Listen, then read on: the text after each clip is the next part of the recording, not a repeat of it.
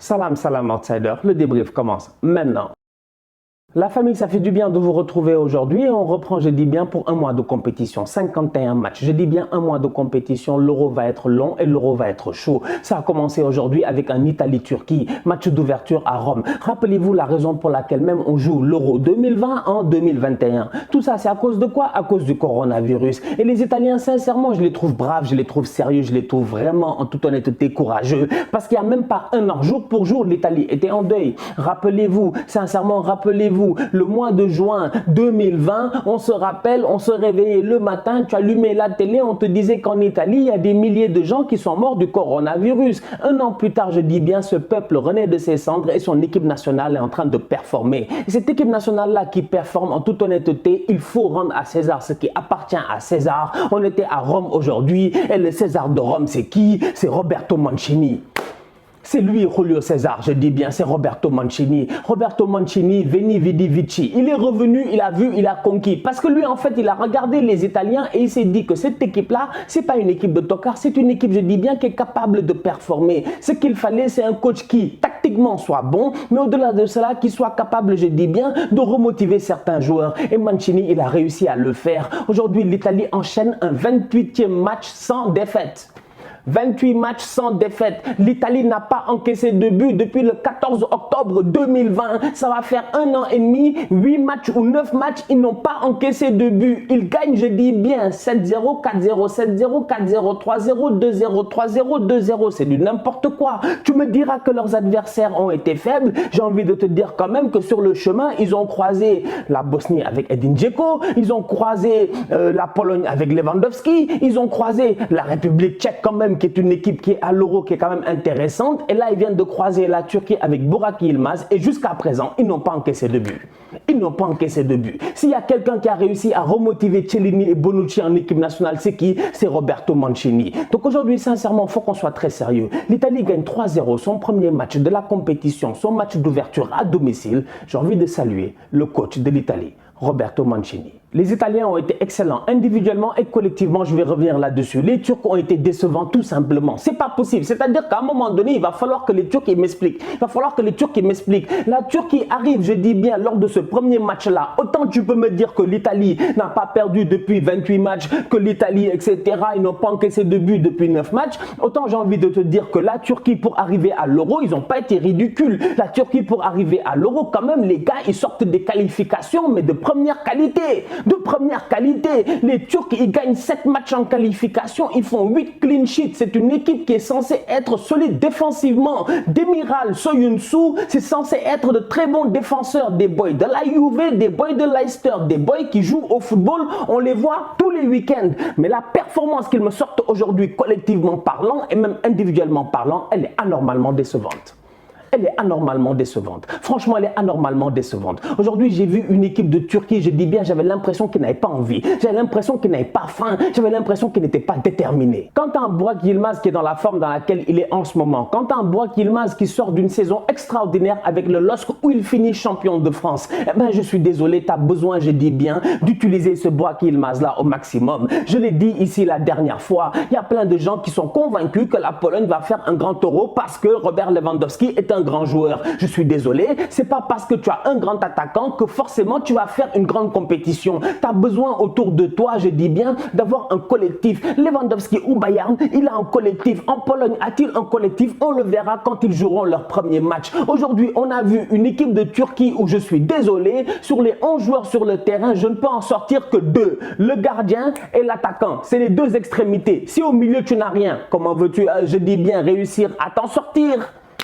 Comment veux-tu réussir à t'en sortir? Les gars, ils ont une extrémité à la gauche, ils ont une extrémité à droite, mais au milieu, c'est vide, c'est du n'importe quoi. Je suis désolé, les gars sont incapables, je dis bien, et là, je parle des Turcs, de combiner. Parce que les Italiens, ils commencent le match, on va être sérieux, durant les 15 premières minutes, les Italiens, ils sont pas bons. Durant les 15 premières minutes, les Italiens, tu as l'impression qu'ils ont la pression de l'événement. C'est normal, ils sont à domicile, c'est normal, c'est le match d'ouverture de l'Euro. Donc ça peut te prendre, je dis bien, quelques minutes avant de monter en pression et de rentrer dans ton match. Il n'y a aucun problème. Mais à un moment donné, quand même, quand tu es la Turquie et que tu vois que l'Italie, ils ne sont pas aussi sereins qu'il le faut en durant les premières minutes, mais utilise, je dis bien, ton calme, ta sérénité pour faire des bonnes sorties de balles.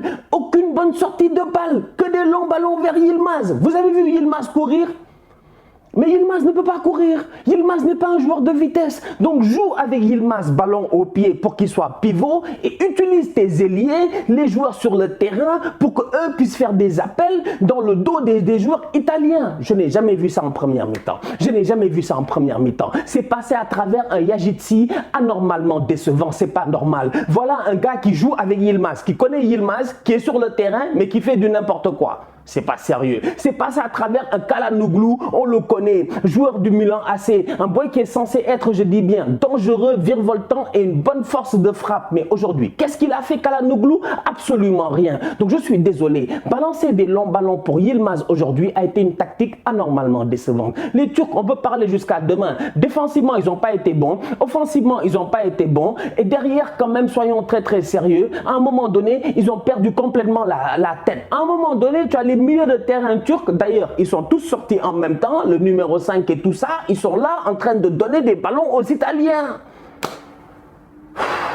On est à l'Euro là, on n'est plus en qualification. Donc je suis désolé quand même, autant l'Italie a bien joué, autant la Turquie a été anormalement décevante. 63% de possession de balle pour les Italiens, une totale confiance, je dis bien, dans le match, une fois qu'ils ont pris la température du match. Autant le début du match des Italiens a été poussif, autant dès qu'ils ont pris la température du match, ils ont été excellents. Et c'est passé à travers, je dis bien, Jorginho, Barella, Locatelli. Et je vais commencer, je dis bien, par le boy Locatelli. Parce que le boy Locatelli de Sassuolo là, quand même, mais d'ailleurs, en passant, l'Italie joue, il y a 2 joueurs de Sassuolo sur le terrain, si je ne me trompe pas. Il y a Locatelli, il y a Berardi, et c'est des boys qui font des très bons matchs. C'est des boys qui, tu sens que, franchement, on va être sérieux, ils ne sont pas très forts. Franchement, on va être très honnête, ils ne sont pas très forts. Et je vais même parler de Berardi tout à l'heure. Locatelli, tout ça, ils ne sont pas très forts, mais c'est des gars qui sont très débrouillards sur un terrain de football. Et Locatelli, il est très précis dans tout ce qu'il fait. Récupération, passe, je dis bien, il l'a très bien fait. Surtout que les Italiens, quand tu regardes bien, dans leur dispositif tactique, dans leur dispositif de jeu, ils ont des latéraux qui sont très offensifs. Un Spinazzola qui passe son temps à être en haut. Tu as besoin de quoi derrière? D'avoir des bons milieux de terrain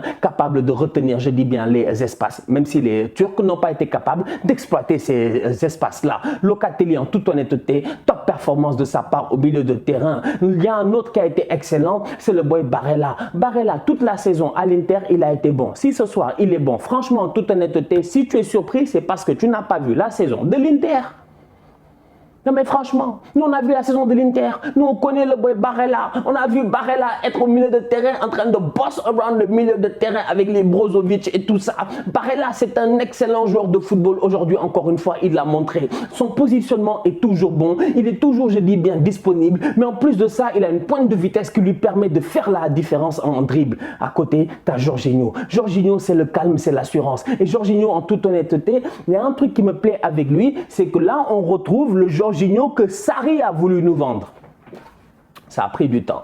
Ça a pris du temps. Sarri avait une idée de Jorginho avec Kanté. Sarri avait une volonté de là où il voulait faire jouer Jorginho. Et pourtant, je dis bien, ça n'a pas superbement fonctionné avec Sarri. Mais après, ça a magnifiquement marché avec Lampard et avec Tuchel. Et aujourd'hui, sincèrement, on est en train de retrouver le top du top de Jorginho. Et Jorginho, il est calme, il est serein, il est posé. À un moment donné, il y a un tiki-taka qui se fait, un 1-2 magnifique, où Lorenzo Insigne, qui a sorti une top performance, doit marquer, même si il a marqué après, mais la passe de Jorginho, elle est magnifique. Il ouvre son pied comme Thierry Henry. Et oui, Titi, respect. Mais il met le ballon à côté, Insigne. Tout le monde n'est pas Thierry Henry. C'est dommage. Même si sur son but, sur la deuxième frappe après, il a très bien ouvert son pied. Mais c'est pour dire l'apport offensif de Jorginho est excellent. Son apport défensif est très bon. Et cette équipe italienne-là, au-delà, je dis bien, du contrôle au milieu de terrain, ce qui m'a plu, c'est le fait que sa défense a poussé. Elle a poussé très haut. Les Italiens sont très forts en défense, on le savait déjà.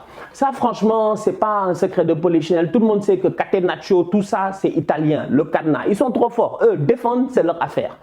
Mais là où ça devient intéressant, c'est quand les Italiens ne défendent pas en reculant. Les Italiens aujourd'hui face aux Turcs, ils ne défendent pas en reculant, ils défendent en avançant. Et c'est là où c'est cool. Parce que tu vois sur le terrain un Spinazzola qui monte très haut. Tu vois sur le terrain, je dis bien, d'ailleurs Spinazzola qui a été excellent. Tu vois sur le terrain, je dis bien, un Boy Florenzi qui de temps en temps en première mi-temps se permet de monter, même si de temps en temps il est quand même un peu plus défensif. Tu vois une équipe qui a un Chiellini qui, combien de fois a-t-il récupéré le ballon, il a poussé, il a dépassé le milieu de terrain pour faire remonter son bloc défensif. Tu vois Bonucci qui fait la même chose. Je suis désolé, c'est une équipe italienne très intéressante, une équipe italienne qui défend en avançant. Maintenant, on est au début de l'Euro. On sait que l'Italie, c'est pas des tocards. Ils vont jouer, je dis bien, les 3 matchs de poule que l'Italie va jouer, ils vont les jouer chez eux, à domicile, à Rome, en sachant pertinemment que les Immobiliers qui ont marqué et tout ça, c'est des boys de Rome.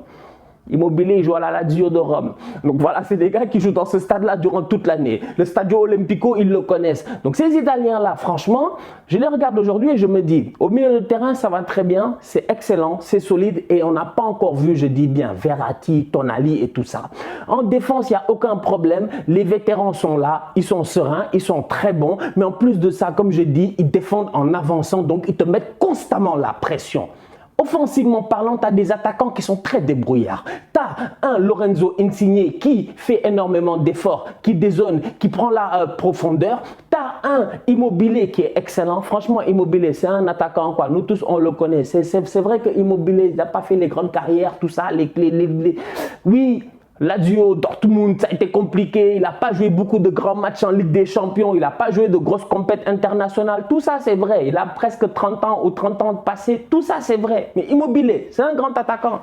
Quand il faut être là pour claquer son but, il sera là. Et derrière, tu as un Berardi qui est débrouillard. Parce que Berardi, il fait un bon match aujourd'hui. C'est vrai. Le but contre son camp, tout ça, c'est vrai, c'est Berardi. Mais Berardi, si tu regardes le match en tant que tel et tu le mets face à un vrai latéral, il ne passe pas. Franchement, il ne passe pas. Il est très brouillon dans son football. Football très très brouillon de la part de Berardi. J'ai envie de voir, je dis bien, quelque chose de beaucoup plus posé, de beaucoup plus calme. Berardi, s'il te plaît, il y a un ballon, il y a 3 joueurs italiens dans la surface de réparation pour 2 Turcs, mais s'il te plaît, cale le ballon, fais une passe, ouvre sur Barella, ouvre sur Immobilier, fais comme sur le 3e but. Sur le 3e but, si tu regardes bien, mauvaise relance du gardien turc.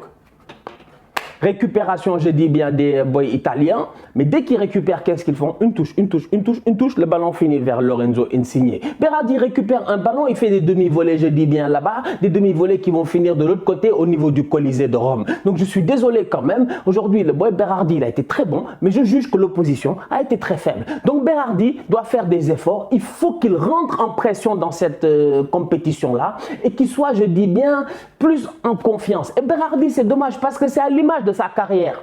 Les boys qui regardent l'Italie, ils savent. Berardi, c'est un boy, chaque année à Sassuolo, ça fait 5-6 ans il est à Sassuolo, chaque année il fait des bonnes saisons. Chaque année tu penses Berardi, il va percer, il va quitter. Mais Berardi, c'est jamais lui qu'on achète. Franchement, ils sont allés chercher des Bernardeschi, des Chiesa. Les gars vont chercher beaucoup de joueurs, et je parle de la Juve, du Milan, tout ça, mais jamais Berardi. Mais bon, c'est un soldat italien quand même, donc respect quand même pour son match. Avant de finir, en toute honnêteté, shout out à un gars qui, à mon humble avis, c'est lui le gars de la première journée. C'est vrai qu'il est dans l'équipe qui a perdu, c'est dommage, mais quand même aujourd'hui, il a sorti une top performance. Et je parle du gardien de la Turquie, Kakir. Et oui, Kakir. Parce que si Kakir ou Sakir, je ne sais pas comment ça se dit exactement, mais si c'est A-K-I-R, il ne fait pas la performance qu'il fait aujourd'hui, mais la Turquie, il rentre, mais Erdogan, il pète un câble. Erdogan, il pète un câble ce soir. Les Turcs, ils peuvent prendre 6-0. Facile, ils peuvent prendre 6-0. Pourquoi? Parce qu'aujourd'hui, je dis bien, la défense n'a pas été bonne, mais le gardien, il a été excellent. Des superbes parades, des superbes arrêts. Le pauvre, il prend un but contre son camp, il fait un arrêt et sa défense n'est pas capable de sortir le ballon avant que Immobilier vienne claquer son tapin. Donc Kakir, quand même, il n'y a rien à dire. Il a été excellent ce soir. Bon, la famille, on se capte dès demain pour de nouveaux débriefs avec un Pays de Galles contre la Suisse, la suite du groupe A. Le groupe B va commencer dès demain avec, je dis bien, la Belgique qui va jouer face à la Russie. Un match très important pour les Belges et pour les Russes. N'oubliez pas que les Russes, quand même, Voilà, la dernière Coupe du Monde, c'était chez eux. Ils n'ont pas été des tocards. Ils ont quand même été assez bons à la dernière Coupe du Monde. Et j'ai hâte de les voir, je dis bien, durant cette Euro aussi. Parce que le premier match Belgique-Russie, c'est un match qui promet. D'un autre côté, il y a aussi le derby entre le Danemark et la Finlande. La famille, on se capte dès demain pour de nouveaux débriefs. D'ici là, on continue à liker, on continue à partager. On s'abonne, on s'abonne, on s'abonne. On est ensemble, on reste en santé. Tous outsiders.